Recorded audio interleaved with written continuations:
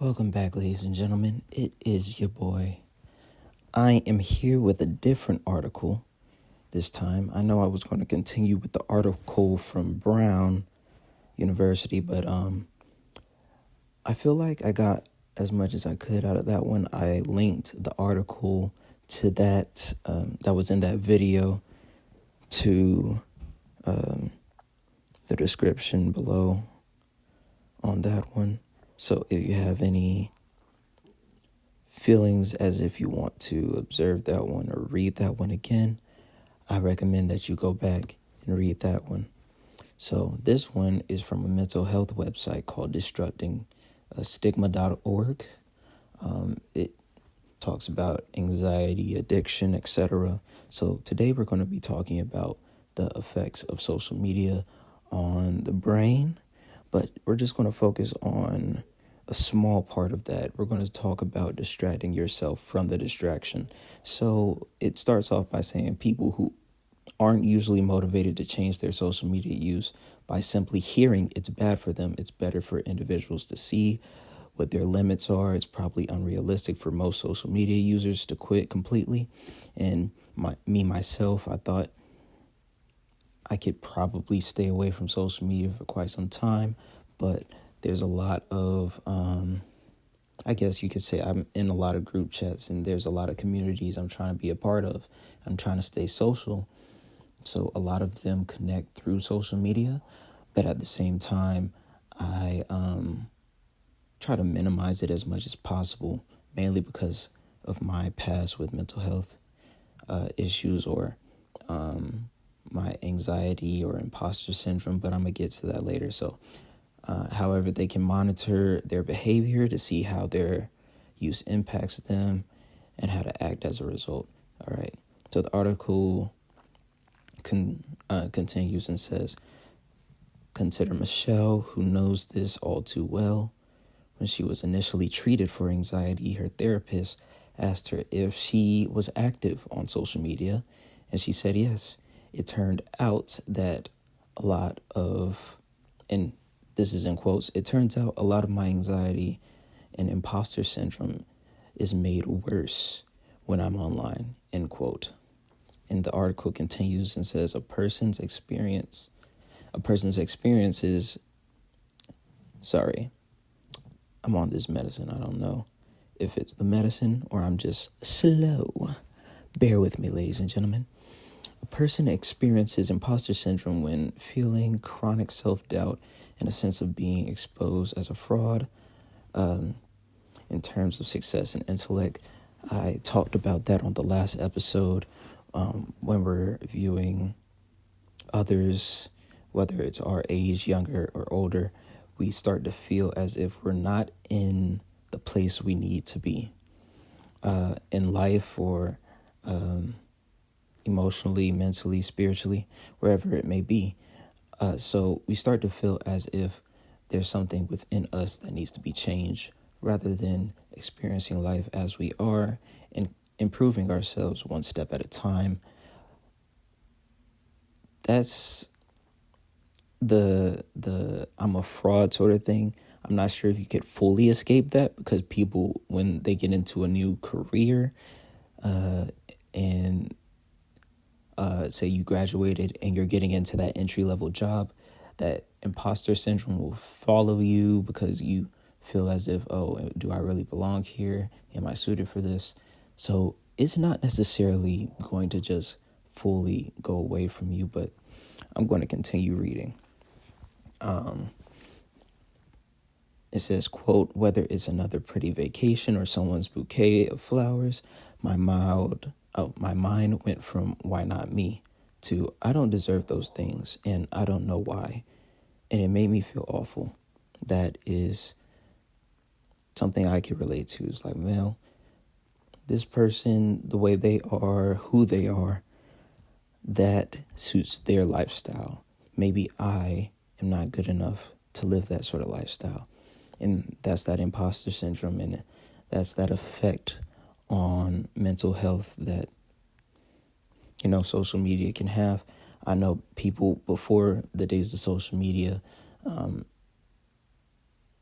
you only knew what was surrounding you. So, you know how people see, I'm going to use this example. Say, for instance, you're a guy or a girl and you see an attractive individual online and you're like, wow, that person's amazing. I want someone like that in my life in the future. But then you look at yourself in real life and you're like, oh, this person is so perfect. I don't think I deserve somebody like that. And on the other hand of that, we may think we deserve that person and we haven't really necessarily looked inside of ourselves to see if our character could fit that sort of bill.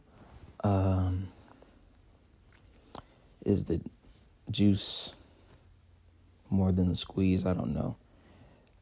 But anywho, let me continue.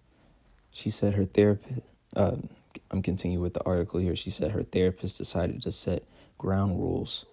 Quote, if I was to continue using social media, I had to learn what would trigger my anxiety, how using different platforms made me feel. And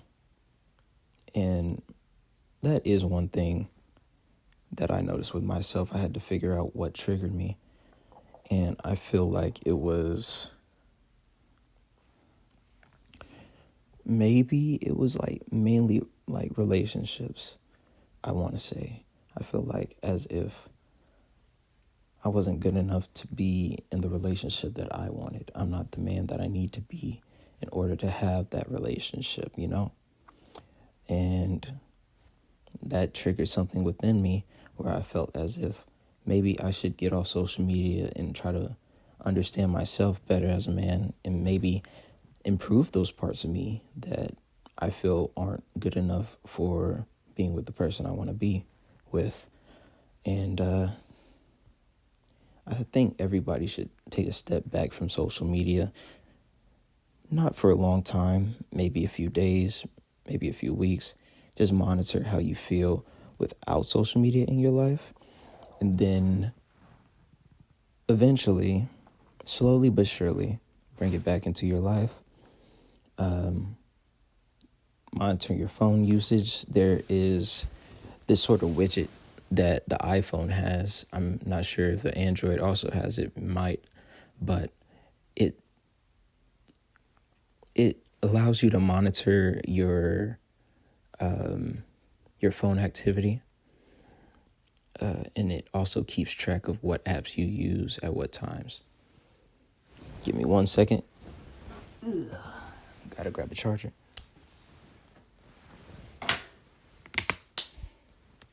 And I recommend everybody, just if you're feeling like you're on social media too often, maybe look at your phone usage. I myself realized when I was on my phone for more than 10 hours in a day, I probably had to take a step back and reevaluate myself, am I using this social media as a distraction, something to cope with maybe not being as social as I want to be, or maybe there's some sort of void that I'm trying to fill, or I'm just trying to distract myself from things, you know? Let's see here. Where did I stop? All right. So it talks about her results of deleting a social media app. It says, the result was her deleting Snapchat for good. Dang.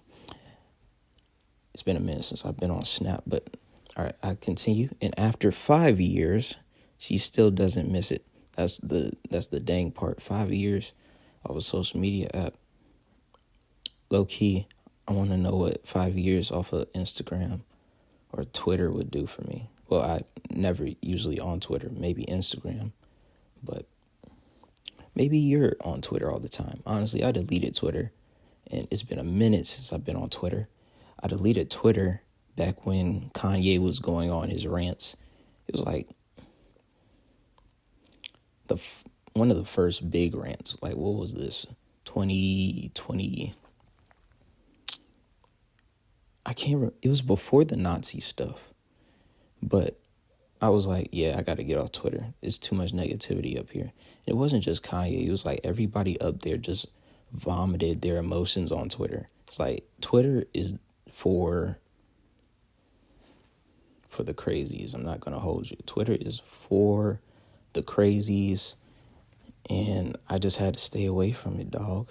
I couldn't stay there. I had to get off Twitter. But let's see here. I continue reading. Let's see here. Sperling encourages people to conduct their own behavioral experiments by rating their emotions on a scale for... yeah, that burp. I think another one's coming. Yeah. Feels good. Sperling encourages people to conduct their own behavior experiments by rating their emotions on a scale from 0 to 10, with 10 being the most intense one you could experience an emotion before and after using social media sites at the same time each day for a week. If one notices that one feels less happy after using them, then one might consider changing how one uses social media, such as using them for less time and doing other activities that one enjoys instead. Yeah, so that's one thing that I learned is like once I got a hobby, I mean, every now and then I would want to post about my hobby, but at the same time, I spent less time worrying about what others were up to, unless they were directly in my life, like a loved one, family, friends, etc. But I feel like social media it can't replace actual social interaction, of course, but we have like sort of this void within us now, where it's like we're more people pleasers. We have to come off as this sort of image of not necessarily perfection, but just highlighting all of our good rather than forgetting about the bad. And honestly, I feel like that's also messing up our relationships, because we see a lot of people on whatever social media site you're on. They look happy, but you only see the ups and not necessarily the downs. People talk about, or they dump their trauma about previous relationships, and then they try to spew that on others, and then they carry that throughout the rest of their lives, and then they have some sort of effect on their relationships in the future, and they're still holding on to their past hurts. And some people that necessarily haven't been in a lot of relationships in their lives, they look at that and they're sort of like, well, I wonder if I'm worthy of being in a relationship. But anyways, I'm going to continue. Where did I leave off? A 2018 University of Pennsylvania study suggests that such a self-monitoring can change one's perception of social media. The study's researchers looked at 143 undergraduates randomly assigned to two groups. The first set was asked to limit Facebook, Instagram, and Snapchat to 10 minutes per platform, while the second was asked to continue to use their social media as usual for 3 weeks. The limited group showed significant reductions in loneliness and depression during those 3 weeks over the group that continued using social media without the time limits. Like I said earlier,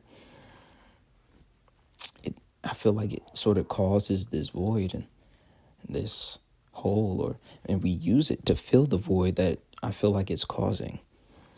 Let me go ahead and finish this out.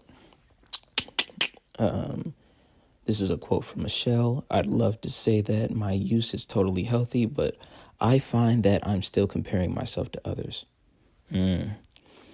She continues by saying, now I can recognize what's going on. What's going to help or hurt my mental health, my mental well-being. My therapist and I agreed that I'd set limits on my apps usage to 2 hours a day across all platforms. Now I know when it's time to log off and take care of myself. So today I just want to encourage everybody to take the time to reflect on your life, reflect, how people say touch grass, but just don't be on the socials as much. The only social media platform that I'm really on, I'm on LinkedIn, of course. Want to keep my professional image up or whatever. But also, I have YouTube, and those are the two main platforms that I have. I also have GroupMe and stuff like that, but that's different. Oh yeah, and WhatsApp. But yeah, take the time today to reflect.